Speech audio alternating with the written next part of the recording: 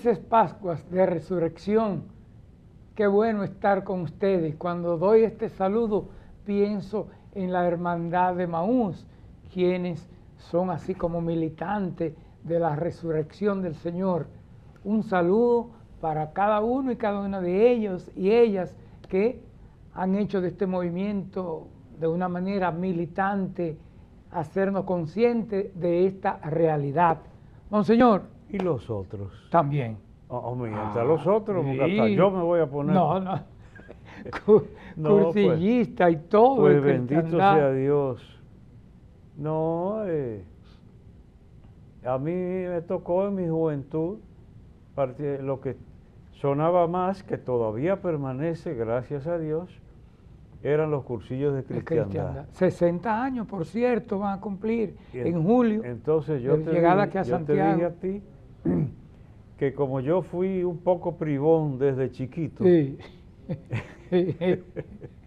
Entonces dije, yo no voy a hacer mis cursillos en el país, yo tengo que ir al extranjero. Sí. Como al dominicano que le gusta mucho lo extranjero. Sí. Y entonces, incluso vivir en el extranjero. No, yo bromeando, pero oye, lo de los migrantes. Es triste. Es triste. Eso último de México. Esos que han muerto, algunos de Baní, otros de otros puntos del país. El incendio que hubo, de lo más reciente fue el incendio en que murió un número considerable. Y la ONU pidió al gobierno de México que investigara a ver si fue criminal el incendio. Ay, Dios mío, no es el tema, pero buscando el bienestar, yo lo que dije a propósito del extranjero, que a mí me tocó hacer el cursillo de cristiandad, pero lo hice en el St. Joseph Center en Manhattan. Eso no hay que decir Manhattan. Entonces, abril de 1972. Allá hice yo mi curso, que lo he mencionado, sí, que fue de incógnito. Ahí no dije que yo era seminarista ni nada de eso. Y que coincidí con un hermano de Monseñor Flores, que quedó detrás de mí en la foto final. Luego murió. Pero dime tú, hermano de Monseñor Flores era como familia de uno, porque para nosotros Monseñor Flores era como un padre, verdaderamente. Entonces, ahora los cursillistas siguen en pie, pero el Espíritu Santo suscita cada momento, porque vienen corrientes de espiritualidad, comunidades como el Camino Neocatecumenal, y movimientos de tipo espiritual, de crecimiento humano, gracias a Dios. ¿Sabe que en estos días estuve recordando las hijas de María? Mi hermana Ligia perteneció, toda esa generación. Se ve, Polo. Ahí que digo que tú te incriminas. Sí. Porque tú le mencionas a Luis Ángel o a cualquier... A Wilsenia, Percio, todo. Las hijas de María. Ni sabe de qué está hablando. Vestidas de blanco, con su cinta azul. Entonces, ahí le causó problemas hasta a los misioneros, por ejemplo, los misioneros canadienses, porque las hijas de María se ponían una cinta azul con una medalla de la Virgen. Entonces uno de los padres misioneros, yo creo que se lo achacaban al amiguito mío, el padre Santiago Godwood, y para el próximo domingo todas las hijas de María venir en cinta. Porque en cinta y con cinta las preposiciones, el idioma, las preposiciones en francés son muy distintas al español. Entonces, en cinta o con cinta, y él eligió venir en cinta, que para nosotros era otra cosa. Era otra cosa. Entonces, bueno, Polo, la iglesia siempre, y luego Acción Católica, Y luego cuando entró la pastoral juvenil, Los cursillos de vida. los cursillos de vida, Vinicio Disla, Darío Taveras, con esas concentraciones juveniles, bien se dirá que algunos jovencitos iban por ver jovencitas, Sí, o viceversa, lo que fuera. Todo tendrá su cosita así, pero qué movimiento en la iglesia. Por ejemplo, pastoral juvenil. que el padre Y Darío, esas concentraciones para Pascua juvenil. Qué cosa tan preciosa. en el centro vocacional aquello era histórico. Entonces, y las hermanas mías fueron campeonas en eso. Eso ahí. Bernardita,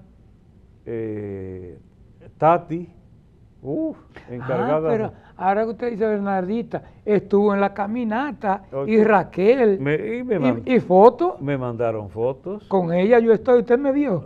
Yo no te vi a ti. ¿Y ¿no? por qué? Me mandaron una fotica para que supieran que yo. Bueno, que yo estuve ahí. yo supiera que ellas estaban de Monseñor Tomás, y luego vi las fotos circulando por ahí en cantidad. Una experiencia bonita, como Bonita. tú dijiste en el programa anterior, sí. tratando de motivar también las ayudas para las personas, la ayuda y las ayudas para lo que hay que mover para la adquisición de Radio Amistad, que la Arquidiócesis de Santiago tiene ese compromiso. Una cosa, monseñor, que hablamos de varios movimientos, y la Juventud Obrera Católica, la JOC. Juventud, tocaste una tecla sensible, Sí, una fibra sensible, porque si tocas esas teclas, te hunde. no, pero no así. No, Tú sabrás que en mis tiempos había mucha sensibilidad social. sí. En el seminario menor, y ya ustedes saben que yo entré de 15 años de edad al seminario menor, y revejío además, porque hay gente frondosísima que demuestra más edad. No, señor, esta gran estatura que yo conseguí fue con muchas dificultades, porque tardíamente. Entonces, teníamos grupos para estudiar la doctrina social de la iglesia. Ahí estaba Luis Federico Cruz, Daniel Franco de Dajabón, Fernando Francisco de Cayetano Hermosén, pero la familia era de los Franciscos de aquí, de Guayabal, por ahí. Okay. Y nos reuníamos religiosamente con Giner Aranzadi. Eran los dos autores de un libro precioso de Doctrina Social de la Iglesia, un libro editado en España. Giner Aranzadi, me acuerdo que eran los dos autores, y estudiábamos entonces ahí el valor del trabajo, la dignidad de la persona, toda la organización, los sindicatos, el tema de la justicia, todo eso, una sensibilidad muy grande en ese sentido. Ahora Dios me favoreció, Polo, porque después cuando me expulsaron del seminario, precisamente por rebusero en asuntos sociales, fui a dar, ¿a dónde? Al INFAS. Instituto Nacional de Formación Agraria y Sindical, INFAS, en la capital. Y ahí pasé un año como, yo creo que era vicerrector, una cosa así, Polo. Sí. Yo no era poca. No, ya veo. Yo no era poca. Entonces ahí, con Gabriel del Río, José Gómez Cerda, pero menos, porque el que estaba más al frente era Gabriel, porque era el secretario general de la CAS en ese tiempo, Gabriel del Río, y luego, bueno, un grupo de sindicalistas, incluso el padre del presidente actual del Tribunal Constitucional. No. El otro, el primero, el anterior a todo eso. El Tribunal Supremo, ¿no es que se llama? ¿cómo se llama? Que es, Dios mío, ¿y cómo se llama él? Peña. No, me bloqueé. No, ahora no me viene a la mente cómo es el nombre. Entonces, todos esos estaban por ahí. Con Gabriel del Río fui yo hasta Pedernales, al sindicato, porque allá estaba la Bauxita y Alcoa Corporation. Sí. Allá fui yo conduciendo yo un cepillo. Yo era el chofer de Gabriel. Entonces, señores, la memoria de uno, porque nos pusimos, Gabriel fue seminarista, tú no lo sabías. No. Y nos pegamos a cantar canto antes, se aprendían muchos cantos bonitos de coro, para coro. Entonces había una tierrita sobre la carretera y el cepillito bailó un poco y Gabriel se impresionó. Pero si uno no pierde el control, no va bien. Y si no se le ocurre frenar, entonces va el bailecito y no pasó nada. Entonces, luego la manicera, todos esos sindicatos y cosas, quiere decir, Polo, había una sensibilidad, como tú dijiste, muy especial en esa dirección de doctrina social de la Iglesia, compromiso social, la JOC, que la promovió mucho en el país, el padre Fernando de Arango. Fernando de Arango. Que estuvo en su casa visitado. Hay una foto preciosa, varias veces. En casa lo querían mucho. ¿Usted recuerda de una vez que él promovió como un minuto de silencio en todo el país? No me acuerdo. Sí. Él tenía un programa que se llamaba Reflexiones en televisión. Por la televisión dominicana, que se llamaba así en esa época. Yo fui una vez, yo no sé si fue la primera vez o la segunda que yo estuve en televisión, porque la primera había H.I.N. Sí, H.I.N. Puello Báez, Puello Báez. Fue la primera vez que yo estuve en un programa de televisión. Pero la segunda fue con Fernando de Arango. Sí, y oye lo que sucedió. Que yo de agentado llegué y me senté, pero como para mostrar naturalidad, puse un brazo por encima de la silla así. Entonces, la imagen no era buena, porque hay imágenes que transmiten prepotencia, y eso era. Y me estaban viendo en casa, entonces dije a las hermanas, mire Santísimo, quita ese brazo de ahí. Y di que hice yo así, y retiré el brazo. Y cuando ellas lo dijeron, que la coincidencia.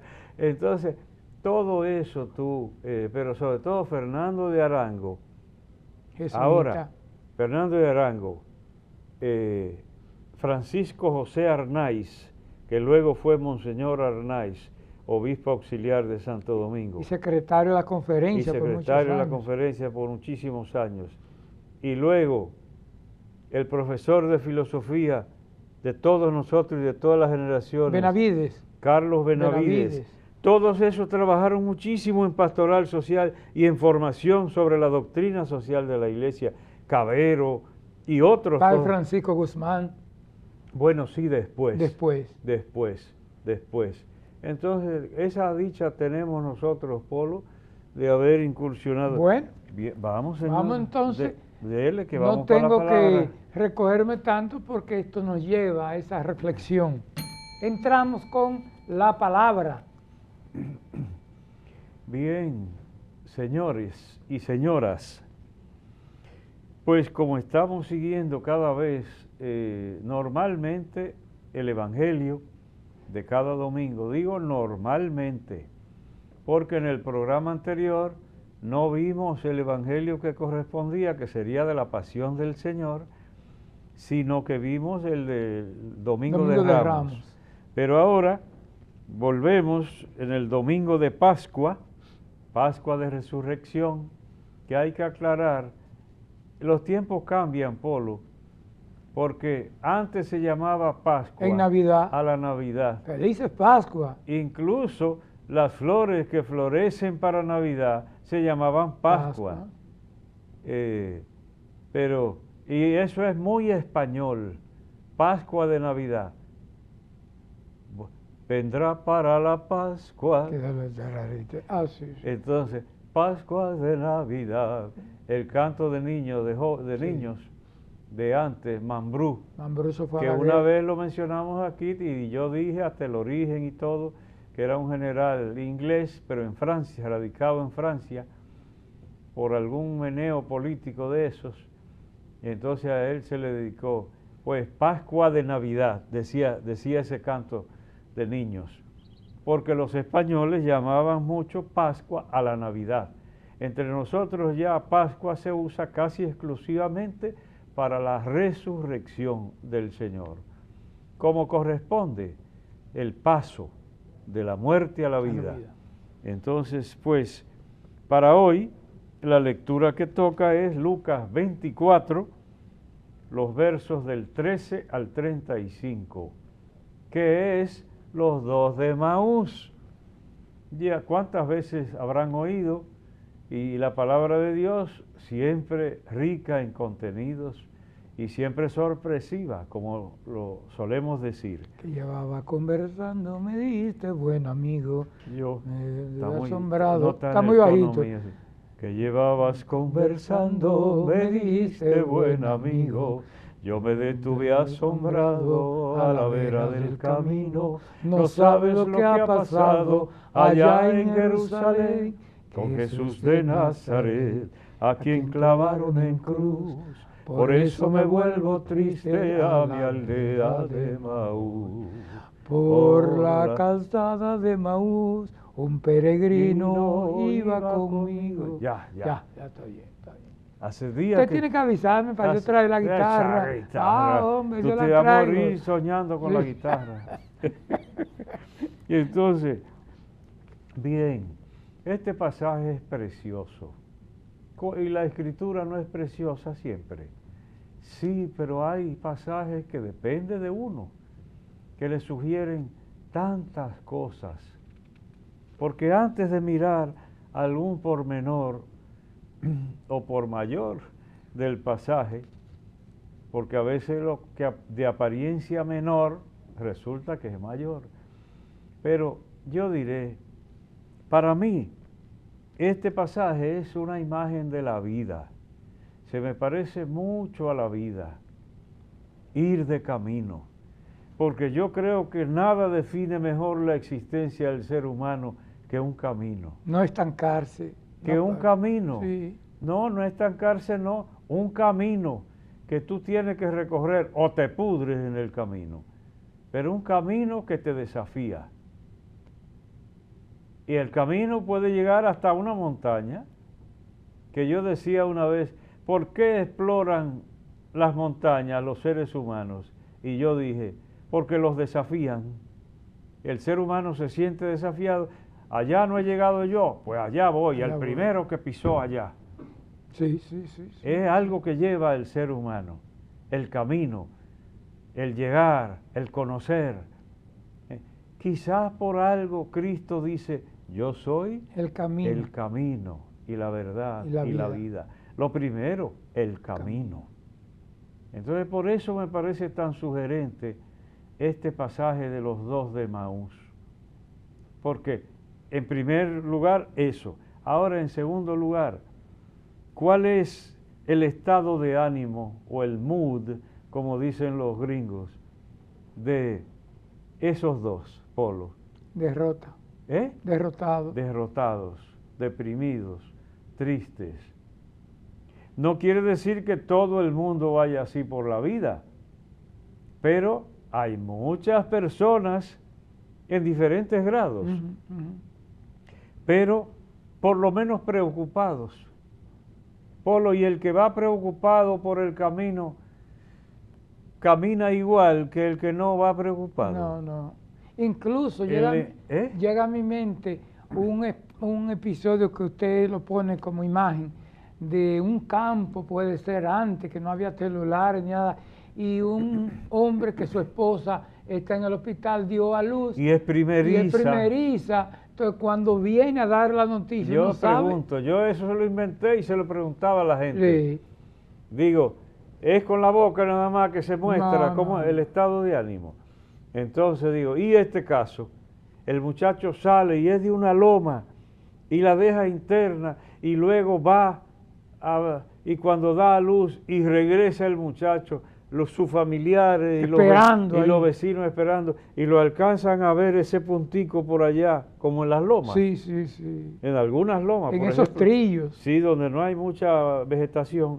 Entonces, y le preguntaba yo, antes de que el muchacho llegue, o el hombre, Sí, ¿se podrá saber cómo le fue? sí. No, hay que dejarlo que llegue para que explique, dice alguna Sí, gente. sí. Yo decía, no, espérense.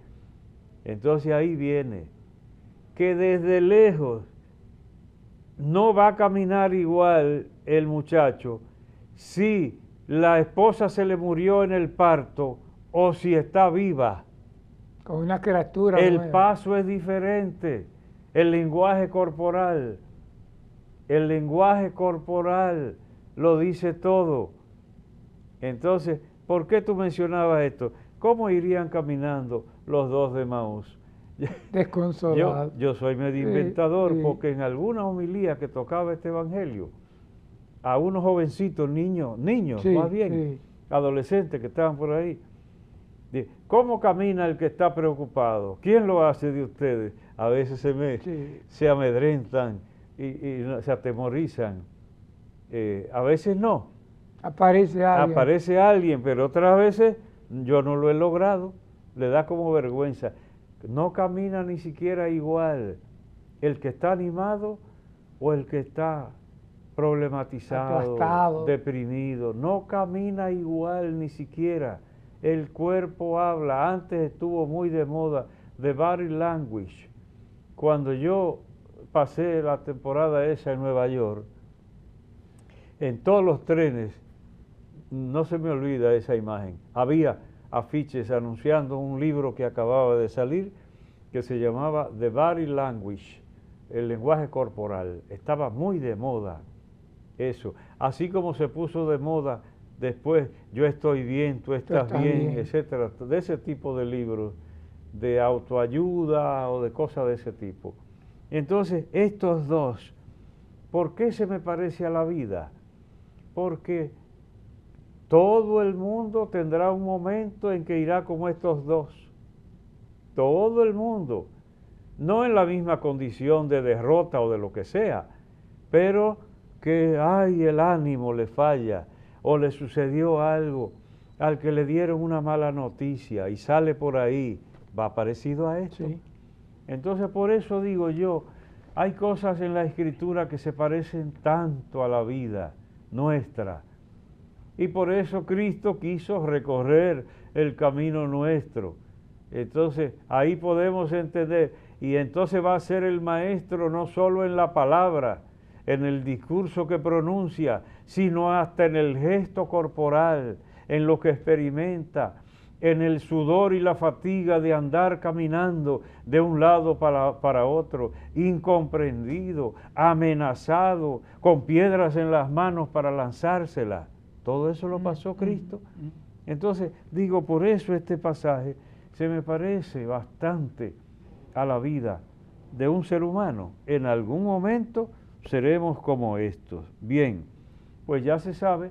Nos vamos a la pausa y usted continúa con la palabra después pero, de la pausa. Como dicen los españoles, pues no faltaba más. Ahí es. Esto es comunicación y vida. Una pausa y regresamos con la palabra, luego la palabrita y otros contenidos.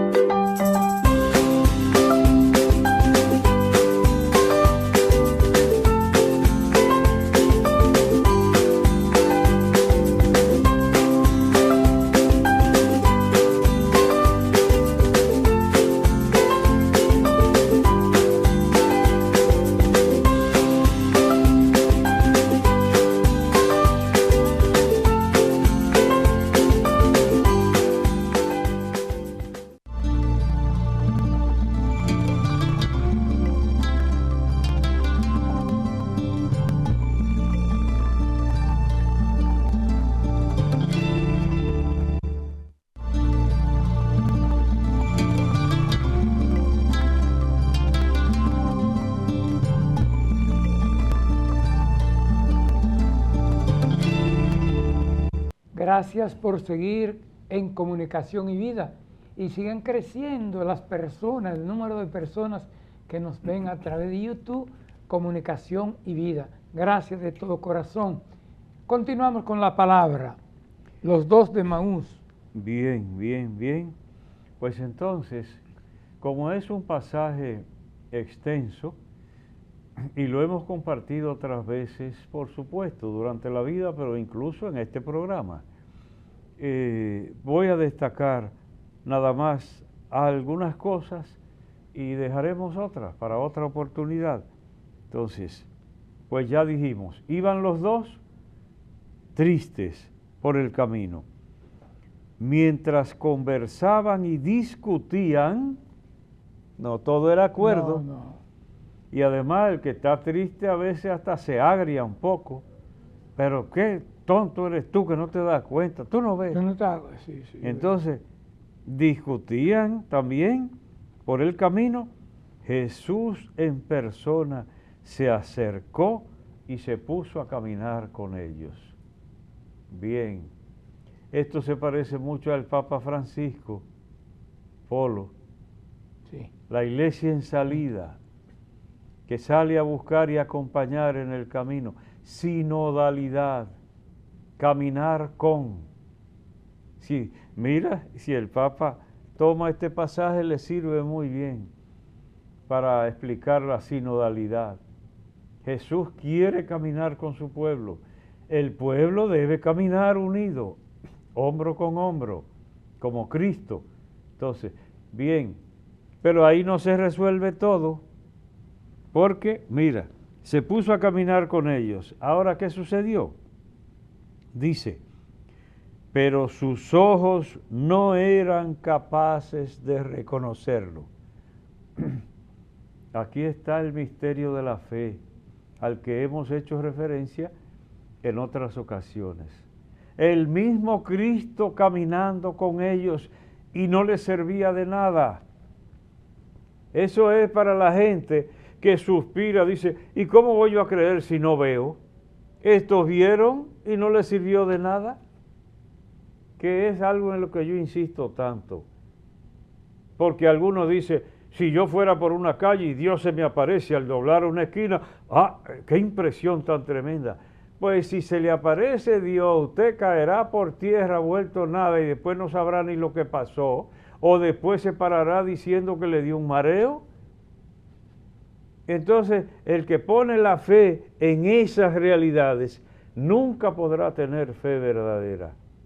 Porque miren esto, caminando con el mismo Cristo resucitado y no pudieron reconocerlo.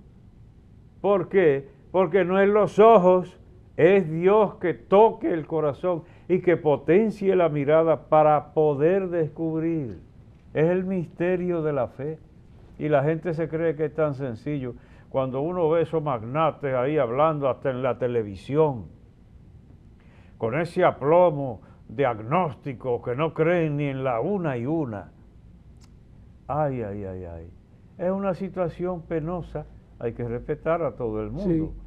Pero es una situación penosa. Entonces, tienen ojos, pero no les sirve de nada. No, si no veo, no creo. Entonces, lo mío es la ciencia, medir y cuantificar y comprobar.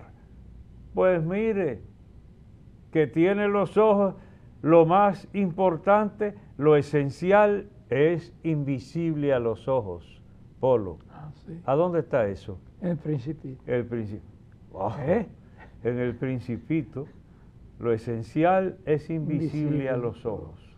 Dice Antoine de Saint-Exupéry, el autor, que no se distinguió por ser demasiado piadoso. Y sin embargo, aquí se aplica perfectamente. Él les dijo, no solo se acercó, sino que ahora pone tema de conversación, es decir, les habla, que se distraigan un poco de las discusiones que traen y todo eso. En el camino. ¿Qué conversación es esa que traen ustedes mientras van de camino? A veces alguno quiere poner conversación y la pone inadecuada y no le sale. Hay historias sobre eso. Pero a Jesús le salió aquí, o más bien a los discípulos. Ellos se detuvieron con aire entristecido. Todavía no. Porque no fue que les dio pique, que se enojaron y frenaron de golpe. No, la tristeza pone lenta a las personas. Las personas nos pone lentos. La tristeza nos pone lentos. Entonces, lentamente, con aire entristecido, se detuvieron. Y uno de ellos, que se llamaba Cleofás, ve, nada más pone el nombre de uno, eran dos, del otro no sabemos el nombre. Cleofás les respondió: ¿eres tú el único forastero en Jerusalén que no sabe lo que ha sucedido? El único forastero. Es decir, se supone que entró, que no es habitante de Jerusalén. Y Jesús le siguió la corriente. ¿Qué? Lo de Jesús el Nazareno, que fue un profeta poderoso en obras y palabras ante Dios y ante los hombres, y nosotros creíamos que ese era el liberador de Israel, y ya lleva 3 días enterrado. Es verdad que las mujeres fueron y vinieron contando apariciones y cosas, pero nadie lo ha visto y lleva 3 días muerto. Entonces, ay, ¿cómo sigue? Porque yo abrevié ahí. ¿Qué les dijo Jesús? Qué necios y torpes son ustedes para creer lo que dijeron los profetas. Cristo no era fácil, porque decirle necio y torpe a una gente no es un piropo muy bonito. ¿Qué tendría que decirnos a nosotros? Y Cristo tiene el coraje para decir lo que sea a esto que todavía no saben quién es. Necios y torpes ustedes que no entienden lo de los profetas. No era necesario que el Mesías padeciera esto y entrara así en su gloria, y comenzando por Moisés, siguiendo por los profetas, le escribió todo lo que estaba escrito sobre él en la Sagrada Escritura. No se dieron cuenta, ni con los sermones, ni con la exégesis, la exégesis de la Escritura todavía. Miren lo difícil que es reconocer a Dios si Él mismo no nos da ese don. Pero algo de caridad hubo en ellos, porque Él hizo ademán de seguir adelante, y como vieron que ya la noche no estaba muy lejos, quédate con nosotros. Esos caminos son peligrosos, quédate aquí y come, pica algo con nosotros, algo de lo que tenemos. Pero todavía, bien, pues ahí sigue lo demás. Entran y se disponen a compartir. ¿Qué te imaginas tú, Polo, la cena? ¿Es seguro que eso era a la carta? Lo que había ahí. ¿Qué comerían? ¿Llevarían en la mochila algún pan viejo con no sé qué cosa más? Nunca se ha dicho cuál era el menú. Entonces, solo que antes de eso, ese alimento humilde de caminantes, y no era un restaurante, sino alguna casa donde ellos iban a pernoctar, a pasar la noche. Entonces, Cristo, ese pan humilde, ese alimento humilde, dio las gracias, dice, levantó los ojos a lo alto, dio las gracias, hizo la bendición, lo partió, que son términos muy parecidos a la institución de la Eucaristía, lo hemos dicho aquí otras veces, muy parecidos los términos. Hizo la acción de gracias, lo partió y lo entregó, y ahí fue. Que se dieron cuenta. Y entonces, ¿cómo lo reconocieron al partir el pan? Y entonces ahí, ya abreviando,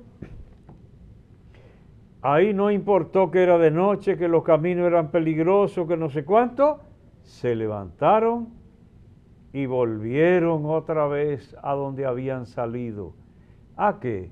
A llevar la noticia. Anunciar. La noticia hizo borrar el desánimo, el peligro de los caminos, la oscuridad de la noche, todo. Volvieron para encontrarse con que ya no era noticia, en el sentido de que no iban a dar la primicia, porque le dijeron, pero ya nosotros lo sabíamos, porque también se presentó a este, al otro. Entonces, Cristo abrió los ojos. ¿Y cómo se abrieron los ojos? Cuando hizo la fracción del pan. Entonces, todo eso está cargado de un simbolismo extraordinario, porque hay una referencia directa también a la Eucaristía, que se parte y se da, se entrega a cada creyente después de consagrarla en la celebración, de consagrar el pan, pero también se parte el pan con el prójimo, se comparte lo que se posee. Por eso digo que este pasaje es encantador, a mí me resulta inagotable. Hoy compartimos por lo menos una pequeña parte, y nosotros como caminantes en este mundo, acordémonos de los dos de Emaús y acordémonos de Cristo, para que también abra nuestros ojos y en medio de las dificultades, por diversas que sean, que nosotros podamos reconocer la presencia de Dios, en tristeza, en alegría, en trabajo, en descanso, en dificultad o en éxito y en celebración, en lo que sea, que nosotros estemos conscientes de la presencia del Señor. Eso se llama vivir como resucitados. Y ya podemos hacerlo, porque como dice San Pablo, ya estamos resucitados en esperanza. La esperanza nos hace experimentar desde ahora la resurrección, que va a ser plenitud en el futuro. Concluimos con la palabra. Entramos ahora a la palabrita. Ay, Polo. La palabrita. Entonces, porque tengo pendiente otro temita para compartir, pero una palabrita va ahora, Polo. Aragán. Aragán. ¿Te gusta? Eres más Aragán que un quicio. Decía. Tú no eres Aragán, ¿no? No. Ay. Tú no eres Aragán. Como paloma en sin caliente andamos. Como dijo doña Raquel, la primera dama. Sí. ¿Raquel qué? Arbaje. Arbaje. Porque yo dije el otro día delante del presidente, yo me enredo con las Raqueles, porque es Raquel la vicepresidenta, sí. Raquel Peña y Raquel Arbaje. La primera dama. Pues ella mencionó en el desayuno empresarial. En el desayuno conferencia de FASA. Ella mencionó que alguna gente decían de Luis Abinader, sí. Antes de ser presidente, dije que era Aragán, que no sé cuánto, y ella decía, ay, no lo conocen, no lo conocen. Y la verdad que hasta por los movimientos, sí. Es mucho lo que camina para allá y para acá, pues bendito sea Dios. Todo lo contrario entonces de esta palabra, Aragán, que rehúye el trabajo.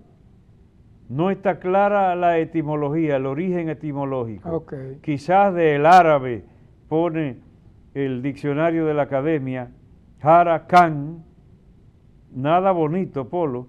¿Qué significa Harakán? Excremento ácido. Ay. De ahí viene la palabra, probablemente. Aragán, que rehúye el trabajo. Pero después se le aplica a utensilios en Cuba. Aquí en el país, un haragán era un mueble de madera a donde uno se sentaba y hasta no era fácil de pararse. Sí. Se volvía uno más haragán. Sí. ¿Tú te acuerdas de esos muebles? De madera, hondos, con el espaldar alto. En tablitas así para arriba. Sí. Eso era un haragán. Y después, unido a eso, si dije que rehúye el trabajo, para nosotros eso es un vago. Pero ven acá, hay un escudo episcopal de quién Que tiene una hamaca. No, no es el no mío. rehuyó el trabajo. Non recuso laborem, el de Monseñor Polanco. Non recuso laborem, no rehuyo el trabajo. Sí. En el seminario San Pío X. Es una expresión de San Martín de Tours. Ok. Ay, tú. Una vez me encontré yo con Monseñor Polanco Brito cuando ya era obispo de la Altagracia en Higüey. Sí. Él fue a visitarnos, estaba el equipo formador reunido planificando un año del seminario. Ahí fue que yo me di cuenta que él no estaba bien. Okay. No, todavía él estaba ejerciendo como obispo, después fue emérito. Entonces yo le mencioné non recuso laborem y él me dijo que eso era de San Ignacio de Poitiers, el de Poitiers, ¿cómo es? Ignacio será, no, pero es de Poitiers. ¿Cómo será el primer nombre? Bien, ese que se estudia en la patrística. Y entonces me dijo él, y yo le dije que era de San Martín de Tours. ¿Y qué dice? Me lo discutió. Yo la tenía subrayada en la liturgia de las horas, sí, la frase, y ya él la confundía. Okay. San Hilario de Poitiers, es que se llama. Okay. San Hilario de Poitiers o de Poitiers. Entonces, él me discutió que era de San Hilario y era de San Martín de Tours, y era su lema episcopal sí. Y ya estaba, se le chispoteó. Sí, sí, pues era todo lo contrario a Aragán, non recuso laborem. No rehuyo el trabajo. Bien, pues para nosotros Aragán también es vago. Un vago es uno que no trabaja. Y un vagabundo, que es muy parecido, es el que anda errante de un lado para otro según el diccionario de la academia. Pero para nosotros un vagabundo también es sinónimo de un sinvergüenza. Un sinvergüenza. Hay una canción de Serrat, Vagabundear. Sí, harto ya de estar harto. Ya me cansé. ¿A qué te la canto? Porque nosotros privamos, Polo y yo. Tenemos de todo aquí. No. Y lo otro con relación a Aragán, un merengue muy antiguo, dice que Aragán, el trabajo lo hizo Dios como un castigo. Que a mí me llama el negrito de Batey. Sí. Entonces, es sinónimo como de sinvergüenza. Como nos hemos demorado un poco en la palabra, la podemos dejar ahí. Entonces, vagabundo no tiene mal sentido por lo común. No. Vagabundo, eso era incluso de ese italiano. ¿Guitarra suena más bajo? Sí, espérese. Guitarra suena más. Se me fue ahora. Suena piano en italiano. Se me fue. ¿Qué? Se me fue. Y lo canto tanto con la guitarra. ¿Cómo? Ay, Santi. Ahorita llega. Nos estamos poniendo viejos, de verdad. Sí. No, nos queda mucho todavía.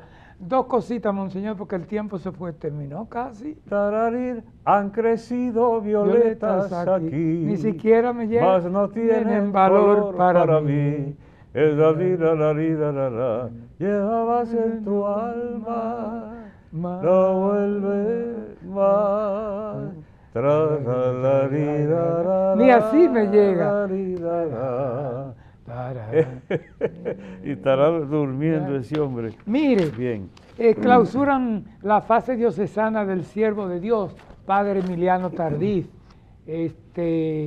Ahí está, hay que destacar todo el trabajo que se ha ido haciendo. Monseñor Plinio ha hecho un gran trabajo acompañando Valentín Reynoso, al postulador que vino de Roma, el padre, Monseñor Valentín Reynoso, a quien llamamos también Monseñor Plinio, un trabajo enorme que le asignó la Congregación Misioneros del Sagrado Corazón. Pues nosotros sabemos todo el ir y venir y permanecer en la capital con montañas de documentos. Y me dijo que eran horas largas de trabajo para todo esto. Cualquiera no cree, Pues a Dios que los auxilie, el mismo Padre Emiliano que... Que por cierto, yo le llamo a un señor Plinio que me contaron de una oración que hizo el Padre Emiliano Tardí por una niña y se sanó.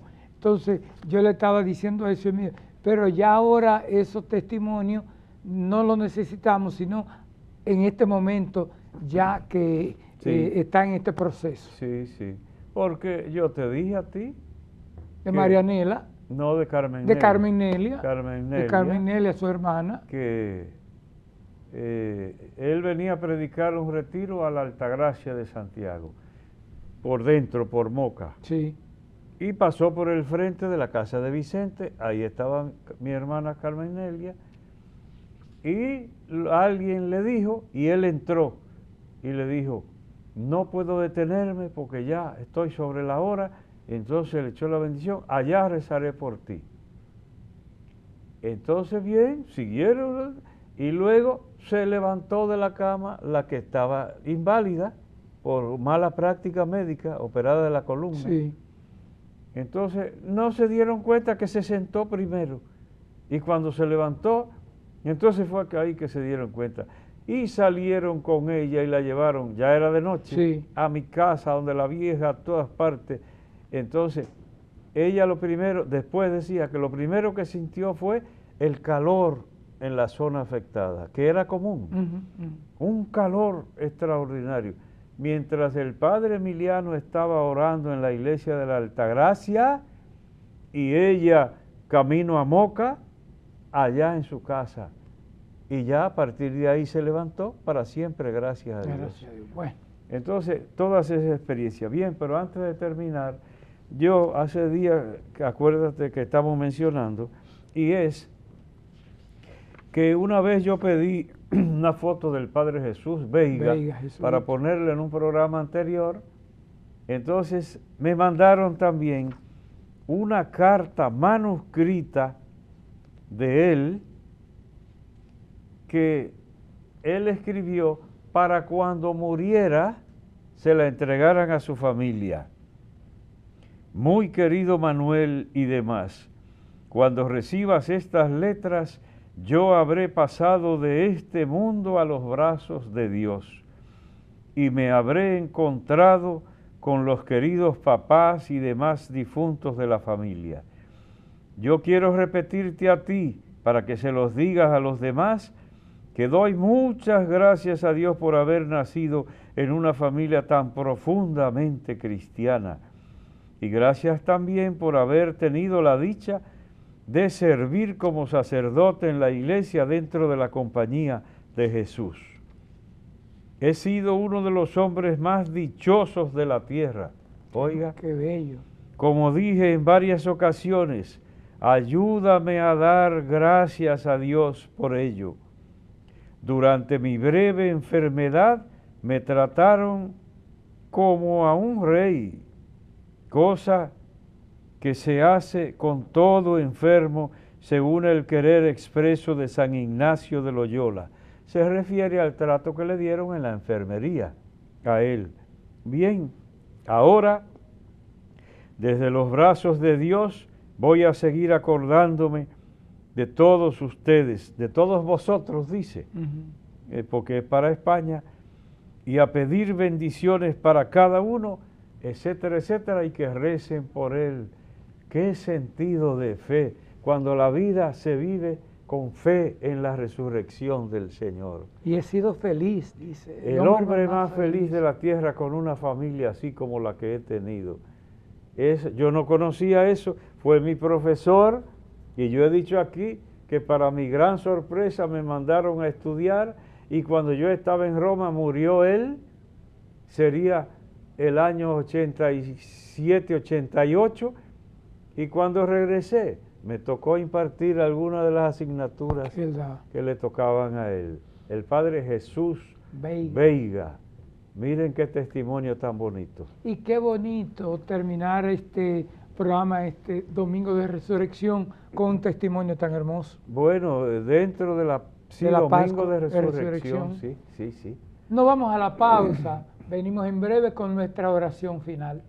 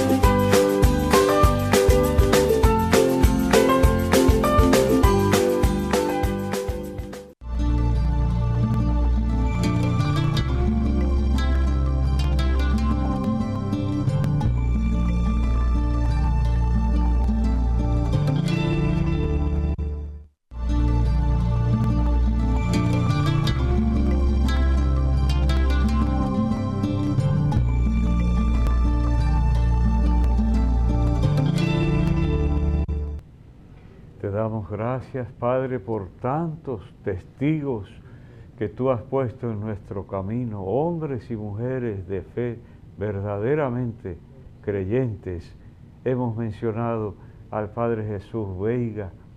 Yo dije algo semejante con lo de Monseñor Juan Severino. Cuántos creyentes verdaderos que nos dan testimonio viviente de la resurrección del Señor. Ayúdanos a que seamos merecedores de esas bendiciones que tú has derramado sobre cada uno de nosotros por medio de esas personas. Te lo pedimos a ti que vives y reinas por los siglos de los siglos. Amén. Gracias por habernos acompañado aquí en Comunicación y Vida. Les invitamos para que estén de nuevo con nosotros la próxima semana.